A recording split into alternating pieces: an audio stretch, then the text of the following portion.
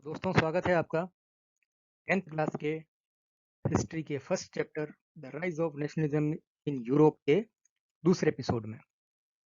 इस एपिसोड में हम बात करेंगे कैसे नेपोलियन का आगमन होता है, कैसे वो पूरी फ्रांस की राज व्यवस्था को अपने हाथों में लेता है, कैसे वो उसमें रिफॉर्मेशन करता है, क्या उसके प्लस पॉइंट रहे, क्या उसके माइनस पॉइंट रहे। बात करते हैं Napoleon. Napoleon was the emperor of France from 1804 to 1815। कि नेपोलियन फ्रांस का शासक बना 1804 से लेकर के 1815 तक। इसके पहले क्या हुआ? इसके पहले 1789 में, जैसे आपको पता है कि फ्रांस में क्रांति हुई, फ्रांस में राजशाही का खात्मा हुआ, वहां पर डेमोक्रेसी को एस्टेब्लिश किया गया। तो बीच के जो 10 साल थे, यानी 1789 से लेकर के 1799 तक, इस समय फ्रांस में डेमोक्रेटिक रूल चल रहा था। लेकिन जनता इस डेमोक्रेटिक रूल से भी पूरी तरह से खुश नहीं हो पा रही थी। कहीं न कहीं इस प्रजातांत्रिक शासन प्रणाली में कुछ न कुछ खामियां रह गई थी। इसका फायदा नेपोलियन ने उठाया। 1799 में नेपोलियन का आगमन होता है और वो फ्रांस को धीरे धीरे धीरे धीरे अपने कब्जे में लेना शुरू करता है और 1804 में वो पूरी तरह से फ्रांस को अपने हाथ में ले लेता है। यद्यपि नेपोलियन ने फ्रांस में डेमोक्रेसी को खत्म करके फिर से राजशाही को या मोनार्की सिस्टम को एस्टेब्लिश किया, लेकिन उसने फ्रांस के प्रशासनिक जो सुधार किए थे, प्रशासन में जो सुधार किए थे, वो रिमार्केबल थे, या यूं कह सकते हैं वो रिवोल्यूशनरी चेंजेस थे। His idea was to make the system more rational and efficient. ये जो विचार थे सुधार करने के, वो बहुत ही ज्यादा प्रभावित थे।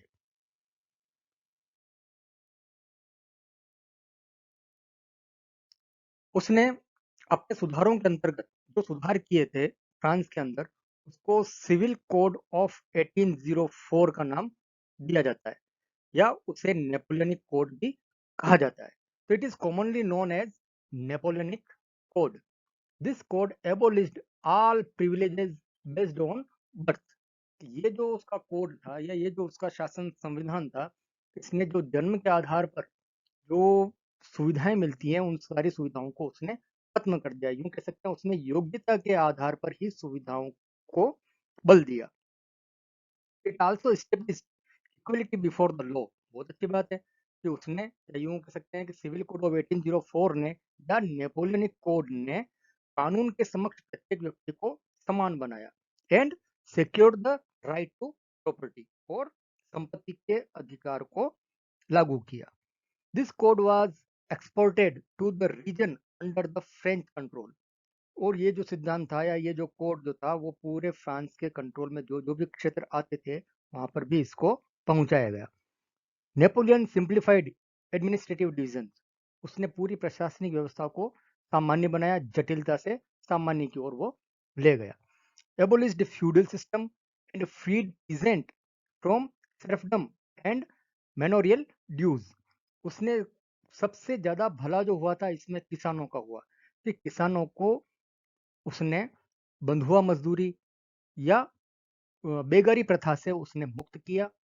साथ ही साथ फ्यूडल सिस्टम को भी उसने, यूं कह सकते हैं सामंती व्यवस्था को भी उसने खत्म किया। किसने? नेपोलियन ने। Guild restriction were removed, so peasant, artisans, workers and new businessmen enjoyed a new found freedom।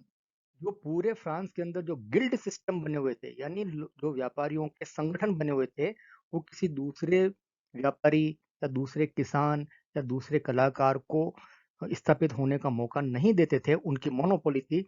तो सिविल कोड से वो सारी मोनोपोली खत्म हो गई, और किसान, आर्टिसंस, मजदूर और जो नए नए बिजनेसमैन जो थे, उन्होंने इस नई आजादी का आनंद उठाया। Uniform laws, standardized weight and measures and common national currency facilitated the movement and exchange of goods and capital from one region from another. पूरे फ्रांस में एक जैसा कानून, पूरे फ्रांस में एक जैसे वजन मापने की इकाई, पूरे फ्रांस में एक ही वस्तुओं को नापने की इकाई, पूरे फ्रांस में एक ही करेंसी। ये सारी चीजें होने से वस्तुओं का आदान प्रदान, ये या यूं कह सकते हैं अपन मुद्रा का आदान प्रदान बहुत ही इजी हो गया, और लोगों को ये बहुत ही अच्छा लगने लगा। सोचिए आप अपने राजस्थान में आप कुछ सामान तोलने जा रहे हैं, तो वहाँ पर आपको 1 किलो मिल रहा है ना, आप वही सामान अगर आप केरल में लेके जाओगे तो वहाँ पर कुछ अलग ही मापने की इकाई मिलेगी या कुछ अलग ही वेट मेजरमेंट मिलेगा। या मुझे कोई सूट सिलवाना है राजस्थान में, तो भाई कितना कपड़ा चाहिएगा? 2 मीटर। अगर मैं केरल में जाऊँ, कितना कपड़ा चाहिएगा? या मैं आंध्र प्रदेश में जाऊँ, कितना कपड़ा चाहिएगा? तो वहाँ पर मीटर की जगह कोई दूसरी ही इकाई काम में ली जा रही है, तो मुझे कैसे पता लगेगा? तो सिविल कोड ने सारी यूनिफॉर्म सिस्टम को एक कर दिया। यानी पूरे देश में, पूरे रीजन में एक ही मुद्रा चलेगी, एक ही वेट मेजरमेंट रहेगा और एक ही नापने की इकाई चलेगी और पूरे देश में एक ही मुद्रा चलेगी। तो ये कुल मिला के सिविल कोड ऑफ 1804 है, जो कि एग्जाम के हिसाब से आपको बहुत ही इंपॉर्टेंट है। इसे नेपोलियनिक कोड भी कहा जाता है।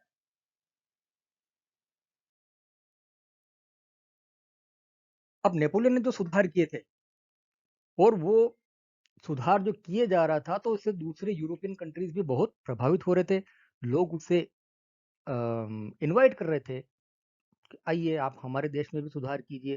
तो लोगों का रिएक्शन कैसा रहा, वो हम देखते हैं कि all people including peasants to businessmen were enjoyed the new freedom, but in areas which were conquered by France, क्या यूं कह सकते हैं conquered by Napoleon, people's reaction toward French rule were mixed।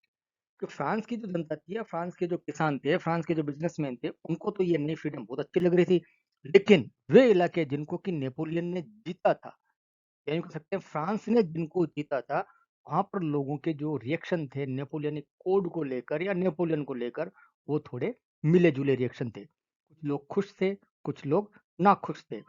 Initially, the French armies were welcomed as torchbearer of liberty, but very soon people could realize that the new administrative systems was not going to guarantee political freedom।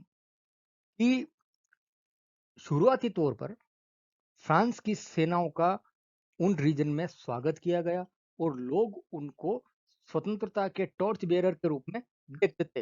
लेकिन बहुत ही जल्दी लोगों को एहसास हो गया कि ये जो नया एडमिनिस्ट्रेटिव सिस्टम है, ये हमें राजनीतिक स्वतंत्रता नहीं दे रहा है।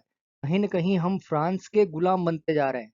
Increasing in taxes, censorship and force recruitment in the forces in French आर्मीज were seen as outweighing and advantage which Napoleon brought।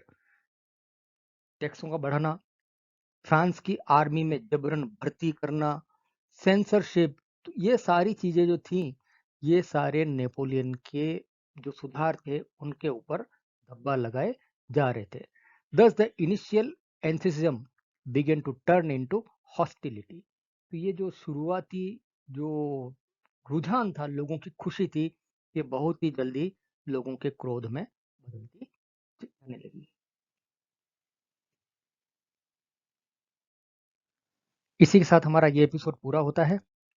अगर आपको इसमें कुछ भी समझ में नहीं आया हो तो आप हमें कमेंट बॉक्स में लिखिए। हमारे चैनल को सब्सक्राइब कीजिए और इसे ज़्यादा से ज़्यादा शेयर कीजिए। Thank you. मिलते हैं बहुत ही जल्द अगले एपिसोड में।